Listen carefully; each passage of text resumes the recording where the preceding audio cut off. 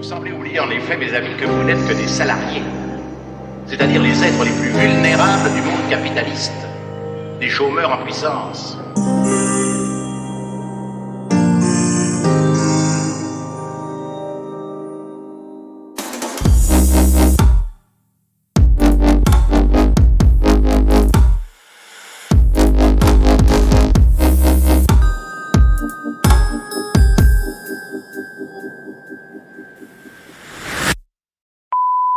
Petit message de service.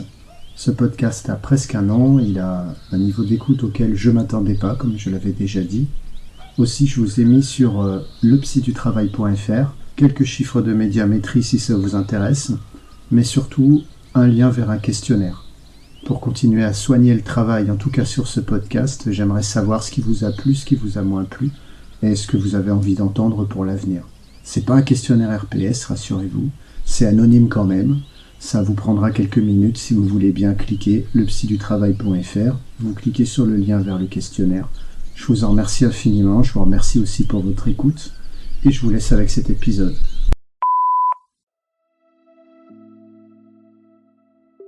Bonjour et bienvenue chez cette sorte de psy qui soigne le travail et qui soigne pas les gens.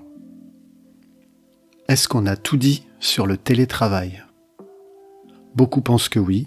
Maintenant que la crise Covid est loin derrière nous, qu'on a trouvé de nouvelles habitudes, qu'on sait tous régler une webcam, et puis que de toute façon on n'a plus de place dans les bureaux puisque on est passé en flex office.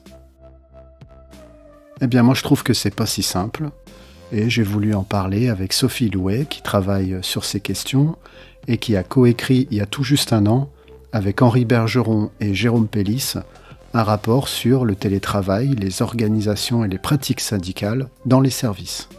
Je vous mettrai le lien en description si vous voulez jeter un œil à cette recherche qui parle du télétravail et qui parle des collectifs syndicaux dans le nouveau contexte. Ça pouvait que m'intéresser. Allez, dans télétravail, il y a le mot travail, donc ça nous intéresse. Je vous laisse avec notre échange avec Sophie Louet. Bonne écoute. Bonjour Sophie Louet. Bonjour Bertrand. Merci de vous joindre à nous pour parler de ce sujet qui, paraît-il, serait épuisé, mais il me semble qu'il y a encore beaucoup de choses à dire, qui est le télétravail. Vous êtes sociologue, vous êtes postdoctorante à la chaire Transformation des organisations et du travail de Sciences Po. Vous êtes membre associé de plusieurs institutions de recherche à Sciences Po, au CNAM et à l'Université de Picardie Jules Verne. Est-ce que j'ai tout bon sur votre présentation ? Tout à fait, c'est très complet, merci beaucoup. Je pense qu'on est nombreux à partager l'idée qu'il y a eu un avant et qu'il y a eu un après Covid, et que quand on télétravaillait dans les années 2017, 2018, 2019, c'était pas exactement la même chose que télétravailler aujourd'hui. Est-ce que vous faites cette même observation ? Qu'est-ce que vous voyez, vous, comme changement ? En quoi est-ce qu'il y a eu un avant et un après Covid ? Oui, tout à fait. Merci beaucoup pour cette première question qui permet de bien situer les choses et de les rythmer aussi dans l'histoire du télétravail qui avance très vite et qui est faite de rebondissements. Alors, effectivement, il y avait cette première phase dans les années 2010. En France, on utilisait déjà du télétravail pour réguler l'organisation du travail dans certaines organisations. Mais ce télétravail, il était surtout vécu en termes d'expérimentation plus que de pratiques vraiment régulières ou alors ça l'était de façon très informelle. Alors qu'avec la crise sanitaire et cette expérimentation dans beaucoup d'organisations du télétravail, là où il y en avait un peu, voire pas du tout, on est entré dans une phase où il y a eu besoin de réguler, réglementer sur ce télétravail. Et c'est là aussi où on a eu une explosion des accords télétravail et des chartes télétravail qui sont un bon indicateur pour voir aussi comment on avait besoin vraiment de mettre en place des textes qui régulent le plus clairement possible ces questions-là. Et ce qui était peut-être intéressant à souligner pendant cette époque-là, c'est qu'on voyait que par les textes, on essayait de distinguer ce qui allait relever du télétravail exceptionnel, régulier. Enfin, on essayait vraiment de réaliser ces séparations en termes de type d'usage. Alors qu'après, dans les années, on va dire 2022-2023, à l'issue de cette crise, sanitaire, on a plutôt été sur une phase de stabilisation de ces règles, d'usage du télétravail. Donc on avait l'impression qu'on allait vers un usage un peu plus routinier dans certaines organisations. Mais là, nouvelle surprise puisqu'on observe là en ce moment des renégociations d'accords télétravail qui donnent, à nouveau lieu à des modifications, que ce soit en quantité de jours télétravaillés ou encore de l'intégration de professions, qui étaient, exclues du télétravail, jusqu'alors dans certaines organisations. Donc c'est assez intéressant de se dire qu'on pensait qu'il y avait 3 grandes phases et que là, on était à peu près stabilisés et que finalement non, c'est encore, en cours de changement. Dans les modifications qui ont pu se produire, au cours de ces différentes phases, il y a une observation qu'on fait tous, c'est, l'éligibilité en fait, au télétravail qui a beaucoup changé. J'ai fait, une étude, alors une toute petite étude, hein, sur un collectif de 50 personnes, dans une expertise que j'ai menée et je me suis rendu compte que ceux qui télétravaillaient le plus étaient les moins autonomes. Alors que précédemment, il fallait un critère d'autonomie pour accéder au télétravail. Je ne sais pas si c'est quelque chose que vous avez observé aussi sur vos terrains? Ouais, le critère d'autonomie, il est effectivement toujours, enfin, il revient, toujours à la fois formellement et à la fois dans les échanges, que l'on a et aussi, tout ce flou autour de, comment fixer cette autonomie. Est-ce que c'est l'autonomie dans les tâches qui vont être, réalisées? Donc j'ai besoin de personnes pour réaliser les tâches ou est-ce que c'est la capacité à, réussir, à faire son «travail», entre guillemets? Donc il y a toujours cette double, manière de voir, l'autonomie et aussi de, qui va juger, cette question, d'autonomie. Donc c'est vrai que cette, notion, elle est très, très floue et on voit qu'elle peut être aussi, sujet à des formes de conflictualité en se disant: «Ben, effectivement, on me reconnaît comme étant autonome ou non autonome» et on voit que ça peut générer, effectivement des tensions entre managers, dans cette reconnaissance ou non de l'autonomie. Donc sur la question par contre, oui, est-ce que ceux qui sont moins autonomes ont plus de télétravail et cetera? C'est un peu dur, effectivement d'observer ça parce que ça dépend vraiment des organisations, des équipes et la manière dont l'autonomie va être pensée effectivement dans le travail réalisé, dans les tâches elles-mêmes, Avant peut-être de rentrer dans ces détails-là, je vous propose de faire un petit peu de méthodo. Hem, Comment est-ce que vous procédez pour aller observer tous ces éléments-là, pour aller identifier les impacts que ce nouveau télétravail peut, éventuellement avoir sur les collectifs ou sur le travail lui-même? Qu'est-ce que vous mettez en œuvre? Comment est-ce que vous allez, savoir, hein? Moi j'aime bien l'expression «va savoir». Comment est-ce que vous allez savoir? Alors, selon les enquêtes que l'on mène, donc il y a eu ces enquêtes que vous aviez citées tout à l'heure sur, les collectifs syndicaux et télétravail. Donc là, on avait une entrée, plutôt par, les négociateurs et les négociatrices des accords télétravail, qui nous aidaient à penser, les évolutions des manières dont ce télétravail avait été, réglementé et donc à chaque fois, on essayait de rencontrer à la fois, les élus syndicaux, syndicales qui participaient à ces négociations, mais aussi des représentants des membres de la direction qui, participent aussi à ces, négociations pour, varier ces points de vue-là et à chaque fois, on essayait aussi de comprendre, ce que nous disaient, les élus syndicaux et syndicales, mais aussi, des adhérents, adhérentes des sections syndicales pour comprendre comment ils et elles vivaient ce télétravail. Donc on a eu ces premières enquêtes, dans le cadre de ce travail avec, l'IRS, CFDT et puis après on a poursuivi dans d'autres, organisations, toujours plutôt sur le secteur des services, mais aussi dans le secteur, public pour, cette fois avoir des entrées par des collectifs de travail en rencontrant des équipes où les gens travaillent ensemble. Donc là, ça permet, d'avoir, des points de vue différenciés, à l'intérieur d'une même équipe avec des gens qui se connaissent, les uns les autres et on a pu aussi effectuer des comparaisons parce que finalement, quand on prend une section syndicale, on a aussi, des, élus qui vont travailler directement ensemble pour organiser des tâches, diverses et variées. Donc il y avait vraiment cette idée d'aller vers des collectifs où les gens se connaissent, travaillent plus ou moins ensemble pour avoir, leurs avis, leurs points de vue, sur le recours au télétravail. Donc plutôt des entretiens, Ouais. collectifs, en mode focus group ou quelque chose comme ça? Voilà, c'est ça. Donc à la fois, des entretiens individuels et à la fois des entretiens, collectifs. Parce que aussi l'intérêt de faire des entretiens individuels, c'est que, on observait aussi des variations de points de vue particulièrement intéressants, que ce soit entre managers, personnes qui sont censées être sur une même ligne horizontale, de collaboration et voilà. Donc c'était intéressant d'avoir aussi les avis individuels, des uns et des autres. Et puis, j'allais dire, pardon, des visites de sites aussi de travail parce qu'il nous semblait essentiel avec, nos collègues d'avoir ce double aspect-là. Et donc vous êtes tombé sur, des grands open space, en flex office alors? Oui, beaucoup de flex office, qui sont la norme de plusieurs, voilà, secteurs d'activité sur lesquels on a travaillé, donc les assurances, l'assistance, mutuelle, et puis qui deviennent aussi la norme dans le secteur public. Voilà, on voit de plus en plus de collectivités territoriales où, le flex office est aussi, mis en place. Donc c'était vraiment bien aussi d'avoir des organisations qui ont différentes histoires d'usage du flex office, parce qu'il y en a qui en avaient, vraiment largement avant, la crise sanitaire, plutôt dans les années 2010, et d'autres qui ont mis en place, des, organisations de travail en flex office plutôt, après la crise sanitaire. Peut-être rappeler pour tout le monde que flex office, c'est des organisations où tout le monde n'a pas une place, dédiée. Donc pour 100 salariés, on va avoir, 80 postes de travail, 70 postes de travail ou moins. Et puis, bah, en fonction de qui est là ou n'est pas là, eh bien, on s'installe à un bureau ou à un autre. Chez un client qui fait de l'assurance, j'ai vu un taux de flex de 40%, ça veut dire qu'il y a 40 postes pour 100 salariés. Et moi, ça m'a marqué comme finalement le télétravail est devenu non pas une possibilité, non pas quelque chose qu'on prévoit parce que ça peut être utile, parce que ça a des avantages, notamment en termes de conciliation, vie privée, vie professionnelle, mais c'est devenu une condition de la production en fait.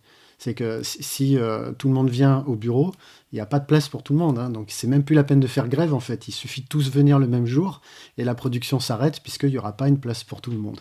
Exactement. Oui, c'est assez, marquant ça, c'est le chiffre que vous citez, on l'a aussi observé dans certaines organisations sur lesquelles vous travaillez. Donc 40 voilà, on l'a retrouvé aussi, ce qui fait qu'un retour sur site intégral, paraîtrait impossible, enfin sans télétravail et sur ça, c'est aussi marquant de voir que souvent, l'organisation du travail sur site, il est assez peu pensé par les concepteurs, mêmes, en termes de qu'est-ce qu'on fait d'un point de vue pratique au travail et en quoi l'espace doit être, adapté à ces pratiques. On a un collègue, donc sociologue qui s'appelle Alexandre, Butin qui a beaucoup travaillé sur, ces questions d'aménagement de sites et qui montre très bien, en ayant eu, la vision, côté, concepteur des flex office, qu'on pense, vraiment peu, les pratiques, du travail sur le flex office et donc ce qui fait que parfois on pensait que ça marcherait bien et ça marche un petit peu moins bien que, voilà, espéré et puis, d'autres fois ça va mais, Moi, ce qui m'a le plus marqué dans les missions que j'ai pu faire dans ce champ-là, c'est que la méthode la plus répandue, c'est celle des personas. C'est-à-dire qu'on dit, bah, il y a des gens qui travaillent 30% sur des projets, 30% en management, 30% sur de la concentration. Donc ça, c'est un persona 1. Puis vous avez un persona 2 qui, lui, a 10, 40 et 20%. Enfin, c'est des répartitions différentes. Et puis après, on fait des grandes moyennes. Et puis on dit, bah, j'ai 50% de mes salariés qui sont en persona 1, 40% en persona 2. Ça vous fait des tableaux Excel à 2 ou 3 entrées et un gros calcul savant qui est mouliné, qui donne bah, il faut tant de place, de tant de mètres carrés à tel endroit, et tant de salles de réunion, de tant de place à tel autre. Et c'est très désincarné, en fait. On a beaucoup de mal à y remettre du travail, en fait, là-dedans, à y remettre de l'activité, à y remettre du concret, du réel. C'est assez impressionnant. oui, on a l'impression que c'est une rationalisation par les chiffres, mais en fait, derrière ces chiffres et ces critères, c'est assez dur d'avoir des réalités palpables et pour le peu que dans ces flex office, parce qu'il y a des flex office où le positionnement est libre sur les espaces et d'autres flex office où il faut, réserver, des espaces dans, ce flex office, que ce soit des bulles, de réunion, que ce soit même parfois les bureaux. Donc ça, on voit que ça change beaucoup de choses et ça oblige aussi à penser en temps, qu'on va consacrer à certaines tâches et parfois ça laisse peu de place à l'improvisation, d'un échange, collectif par exemple, voilà. J'ai observé également dans le secteur de l'assurance, heu, qu'à force de dire, «Vous viendrez au bureau pour faire du projet, vous viendrez au bureau pour faire du collaboratif, vous viendrez au bureau pour, faire de la rencontre», qui sont des choses absolument, importantes et fondamentales, hein, qu'il s'agit pas de nier cette importance-là. Mais à force d'organiser des espaces de travail pour faire ça, on a fini par renvoyer à domicile toute la valeur ajoutée, en fait. C'est-à-dire tout ce pourquoi le client nous paye. Le client, il paye pour, la gestion d'un dossier, il paye pas forcément pour, le collaboratif, même si c'est, très important encore une fois. Tant et si bien que le travail vraiment qui est vendu, il est fait à domicile, seul, sans forcément le regard du manager, sans forcément le regard des pairs et du collectif. Et ça, j'ai trouvé que c'était une, sacrée révolution en fait dans le monde du travail. Ouais et c'est aussi marquant que ce soit intégré, quasiment par les travailleurs et travailleuses qui vont souvent dire: «Bah, en fait, venir sur site, pourquoi pas, mais en fait, il faut qu'il y ait un motif, il faut que ça serve à quelque chose». S'il y a une réunion, d'équipe, OK, mais à quoi elle va servir? Qu'est-ce qu'on va y faire? Si c'est juste pour se voir, voilà. Donc c'est assez marquant de voir que cette rationalisation de ce qu'on va faire, elle soit projetée aussi comme ça en se disant: «Bah, c'est plutôt du temps inutile si, c'est juste pour bavarder» ou ce genre de choses-là, ouais. Ouais, on finit par intégrer soi-même les exigences, Oui, de rationalité qu'on a l'habitude de combattre par ailleurs, mais c'est tout une à autre fait. c'est une autre porte qu'on va pas ouvrir, là tout de suite. Mmh. Un dernier point peut-être sur la méthodo, vous avez insisté sur la manière dont vous êtes rentré par, la porte des négociations. Je trouve que c'est intéressant, mais j'ai pas entendu parler des négociateurs côté direction. Mmh.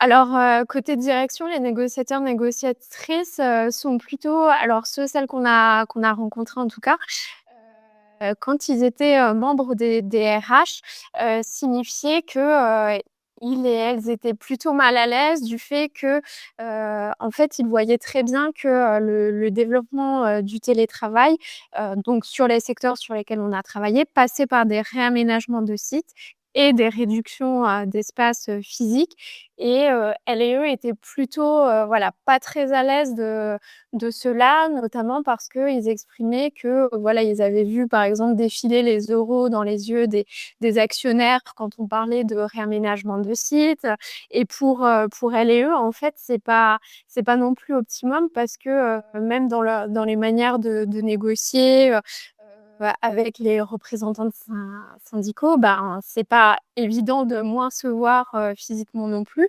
parce qu'on est obligé de formaliser, aussi ces temps de négociation et puis, par ailleurs, au niveau aussi des lignes, des directions, il y a, des avis qui peuvent être assez, contradictoires sur le télétravail, et là, sur les enquêtes récentes que l'on est en train de mener, ce qu'on voit, c'est que, les travailleurs et les travailleuses ont tendance à percevoir les DRH comme anti-télétravail.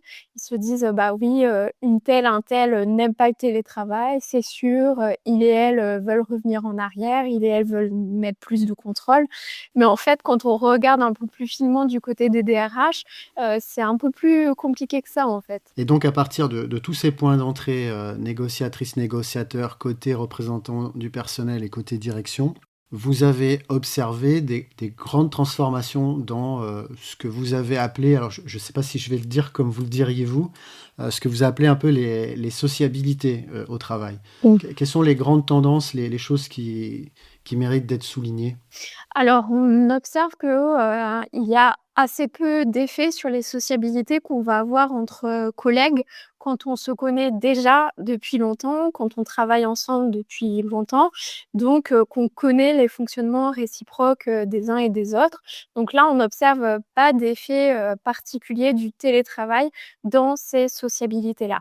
Par contre, on va observer des effets, différenciés quand, les membres d'une équipe se connaissent depuis moins longtemps, où là, on observe qu'il peut y avoir, des points, bah, voilà, de conflictualité, d'incompréhension, des choses comme ça et qui parfois vont prendre plus de temps à être, réglés, régulés parce qu'il faut se faire à la manière de fonctionner des uns et des autres et que, ça prend du temps. Et ce qu'on observe, par ailleurs, donc ça, ce serait plutôt entre des collègues, qui seraient latéraux, latérales. Ce qu'on observe par ailleurs, c'est des différences aussi dans les rapports aux hiérarchies, parce que du côté des, travailleurs, travailleuses, on va plutôt dire: «Ben, il y a pas d'effet télétravail, je suis aussi proche, qu'avant de mon supérieur, ma supérieure, je constate pas que voilà, c'est plus compliqué de le joindre, la joindre», ce genre d'éléments-là. Par contre, quand on regarde du côté des personnes, qui sont managers, elles, ces personnes-là, elles vont plutôt dire que, ça s'est complexifié, la question de l'animation des équipes, de vérifier, que les uns, les autres effectuent bien leurs tâches, qu'ils et elles n'ont pas besoin d'eux ou ont besoin d'eux. Donc de leur côté à eux, le télétravail, il a plutôt des effets de complexification de leurs, propres tâches. Donc ça, ça nous paraissait aussi, intéressant dans ces approches des collectifs parce qu'en ayant des approches, soit individuelles, on voit pas forcément ce qui se joue à l'intérieur des équipes, à la fois entre les collègues qui travaillent, ensemble et leurs, différentes, hiérarchies. Ouais, ce qu'on mesure, c'est que, puisque vous étiez sur le sujet du management, les managers n'avaient pas forcément tous en tête qu'un tableau de bord, ça décrit pas la réalité en fait. Parce que on les a dotés de tout un tas d'outils en disant bah, vous allez pouvoir suivre. Mais en fait, on suit rien du tout. On suit des chiffres dans un Excel et on ne sait rien du travail que ça demande aux gens qu'on encadre, des difficultés qu'ils rencontrent, des problèmes relationnels qui peuvent exister ici ou là. Et bien, manager, c'est pourtant prendre en compte tout ça, quoi. Ouais et puis en même temps, les managers, ils ont été mis à rude épreuve pendant la crise Mm, mm. sanitaire et après parce que, voilà, on leur disait: «Vérifiez que tout le monde va bien, appelez, individuellement chaque personne, faites des points, visio café le matin, et puis en même temps, contrôlez que tout le monde fait, les choses, reportez, qui télétravaille bien». Enfin, donc ça a été aussi, toute une charge qui a laissé, parfois des marques aussi dans les trajectoires. Et puis cette charge, elle se poursuit aussi avec ces enjeux de, vérifier, qui télétravaille quand. Oui, penser à bien créer du collectif quand les gens sont sur site et puis en même temps pour certains managers, les usages, accrus d'outils numériques ont aussi parfois transformé leurs tâches où ils peuvent passer des journées entières dans des visios et finalement ont peu de temps même, pour passer, voir, leurs équipes, même quand elles sont en présentiel. Donc c'est vrai qu'on observe ce mélange-là qui complexifie en particulier le rôle des managers, ouais. Oui, c'est vrai. Et vous écrivez quelque chose dans l'étude qui est toute bête, hein, et moi, j'avais pas forcément intégré en fait. Vous écrivez que le télétravail, ça vient surtout augmenter ou approfondir l'isolement de personnes qui sont déjà isolées. Et vous précisez, isolées, c'est-à-dire privées de ressources de négociation ou qui œuvrent dans des activités considérées comme moins cruciales. Et enfin, éventuellement, qui seraient dotées d'un statut symbolique moindre. Et j'ai trouvé ce rappel assez utile, en fait. C'est que y a des gens qui sont prêts au télétravail, puis il y a des gens qui en sont un peu plus éloignés, en fait. Ouais, tout à fait. C'est vrai que ça, enfin, c'est essentiel de le rappeler encore et encore et notamment parce que ça peut avoir des effets aussi différenciants en termes d'évolution de carrière, toutes ces affaires-là. On a aussi une collègue, Marianne Le Gagneur, qui, s'intéresse au télétravail et aux effets du télétravail sur, les trajectoires, en matière d'égalité aussi, au travail et on voit qu'il y a des stratégies d'usage du télétravail, en tout cas, c'est ce qu'elle montre dans ses travaux, qui peuvent être utilisées en se disant: «Bah, voilà, c'est un moyen aussi d'accélérer ou au contraire de, décélérer en attendant d'aller ailleurs». Enfin, donc il y a plein d'enjeux aussi, comme ça autour de l'investissement dans le travail que pose, cette question du télétravail. Le télétravail serait-il un objet pour les DRH? Ah! Trois petits points. Ouais. Pour revenir un peu plus sur les questions du travail, il y a une question qui est récurrente, moi, dans l'émission que je fais. Souvent, les clients nous demandent, est-ce que la question du télétravail, c'est une histoire de management des personnes? créer du lien, créer du collectif, hein, décréter du collectif, faire en sorte que les gens se parlent, s'entendent. Ou est-ce que c'est une question de travail, de manager le travail, c'est-à-dire d'avoir les bons outils de reporting, les bons temps, on fasse les bonnes choses dans les bons temps. Est-ce que vous avez tranché cette question Bah, c'est vraiment tout à la fois parce que le télétravail, comme c'est un mode d'organisation du travail, ça oblige aussi à penser à la fois les questions d'outils qui vont permettre de le réaliser, à la fois, encore une fois, sur site et chez soi et en même temps, de garantir, des moyens de collaborer quand c'est nécessaire, toujours, sur site et chez soi et de maintenir, ces cohésions, qui peuvent être, nécessaires. Donc c'est vraiment, tout à la fois, à mon sens que cela joue.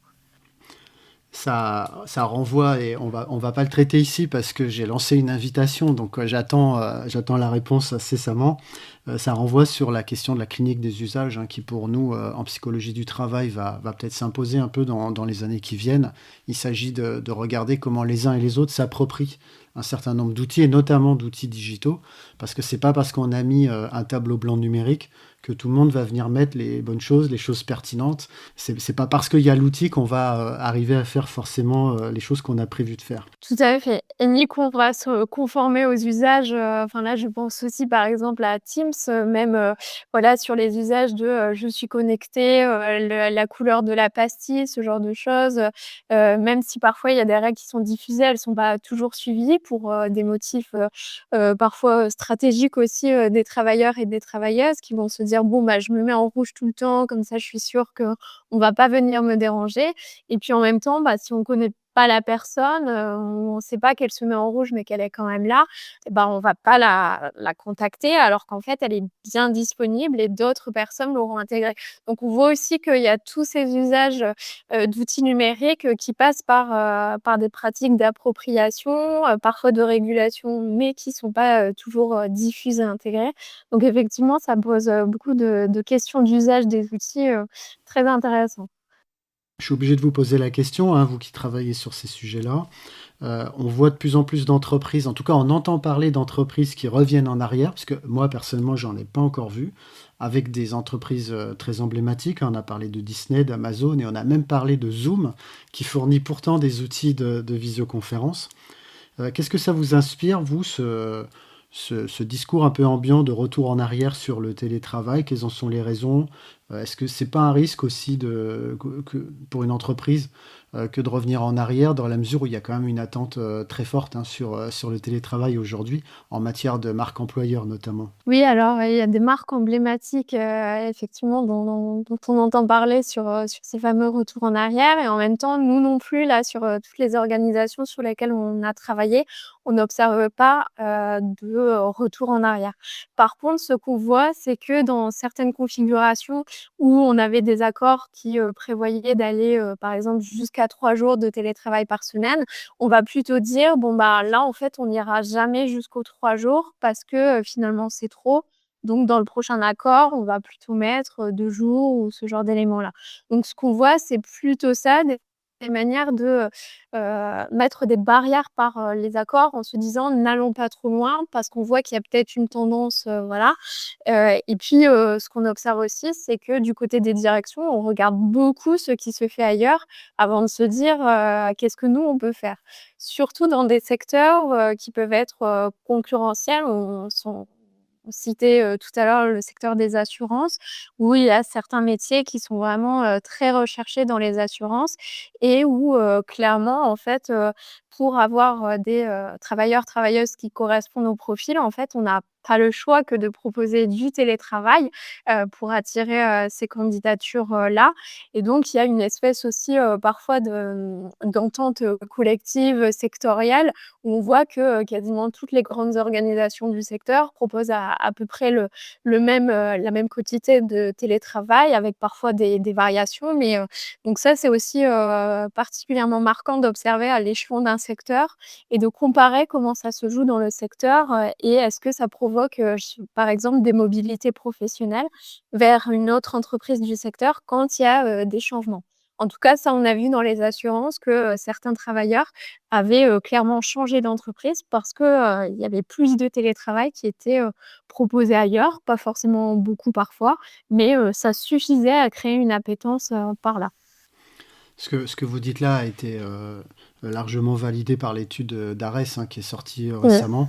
Enfin moi, la lecture que j'en ai eue, c'est qu'effectivement, il y avait un léger recul dans la pratique en nombre de jours, hein. Je pense que le 3 jours est un peu une limite, Mmh. psychologique. C'est-à-dire qu'on y va, mais on a du mal à la dépasser. Bon, enfin, en tout cas, on ne souhaite pas toujours la dépasser. Par contre, la demande, elle est toujours forte et moi, j'ai noté ce chiffre, hein, 2,2 millions de salariés qui souhaitent télétravailler, qui sont en capacité de le faire, mais qui ne peuvent pas encore le faire et pour qui, bah, ça ferait une différence, si l'employeur le permettait et ou éventuellement si un autre employeur, pouvait permettre de le faire. Je vous propose qu'on en vienne au sujet spécifique de l'enquête que j'évoquais tout à l'heure, qui est les collectifs syndicaux. Parce que s'il y a bien des gens dont le boulot ou la vocation, c'est de faire vivre le collectif, bah, c'est bien les représentants et représentantes du personnel ou tout simplement les personnes syndiquées. Comment ils ont vécu ça, cette, grande vague post-Covid, de généralisation du télétravail et du Mmh. flex office? Bah, alors, quand on regarde les collectifs, syndicaux, donc c'est d'abord rappeler que, avant cette diffusion de l'usage du télétravail, on avait plutôt des collectifs syndicaux qui étaient, heu, opposés, méfiants à cette mise en place, du télétravail, en y voyant plutôt, voilà, tous ces enjeux de délitement des collectifs, risque aussi de, passer plutôt par des travailleurs, détachés, des indépendants, enfin bref, de délitement, du travail, plus généralement dans les entreprises. Et du côté des directions, il y avait aussi des méfiances, mais qui étaient plus, liées au contrôle, du travail réalisé, des choses comme ça. Et donc la crise sanitaire a un peu, rebattu, les cartes et notamment, les formes de pression, les demandes des, travailleurs et travailleuses, à, cette appétence pour le télétravail et à cette volonté, bah, de défendre, d'en avoir, mais aussi d'en avoir, plus, quand, cela existait déjà. Donc finalement, les, représentants syndicaux et syndicales ont plutôt eu tendance à, défendre, ces volontés d'avoir du télétravail et d'en avoir, un peu plus quand cela était possible, tout en ayant toujours, cette idée dans le fond que, quand même, il y avait, certains risques qui existaient. Et donc ces collectifs syndicaux, ils ont été aussi impactés directement dans leur, pratique syndicale puisque, l'organisation du travail militant, repose, notamment sur le contact aux salariés, sur la présence sur site, tenir des permanences syndicales, aller faire un peu le tour, des bureaux, diffuser des tracts, tout ce genre d'éléments-là. Et là, on voit que dans les, en fait, dans les entreprises où, on a un droit syndical qui est un peu, faible, ça a été particulièrement difficile, et que vraiment il y a eu un éloignement, des représentants, syndicaux et syndicales à l'égard, des, travailleurs et travailleuses. Alors que dans les endroits où il y a un droit syndical qui est plutôt fort, il y a assez peu, d'effets. Donc ça, clairement, on voit que, les niveaux de ressources dont disposent les sections syndicales ont des effets très, très nets sur, reproduire ou, aggraver des situations d'éloignement. Mais, on rappelle aussi dans notre étude et à chaque fois qu'on le peut, que, ces éléments-là, ce changement autour, extension du télétravail, il s'ajoute aussi à, une succession de réformes qui a alourdi, les charges, syndicales plus généralement. Donc ça ajoute plutôt de la complexité que, ça n'en crée, dans, certaines situations.